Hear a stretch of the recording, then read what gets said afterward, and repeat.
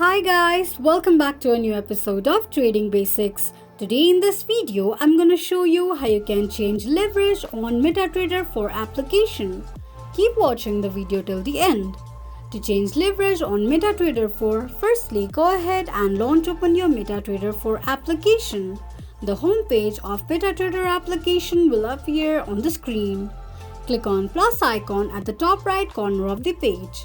Tap on Login to an existing account option. Select your broker and on the next page, enter your credentials such as your name, phone number and email address.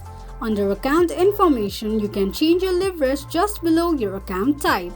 This is how you can change leverage on Metatrader 4 application quickly and easily just in few steps. If you have any thoughts or queries, let us know in the comment section.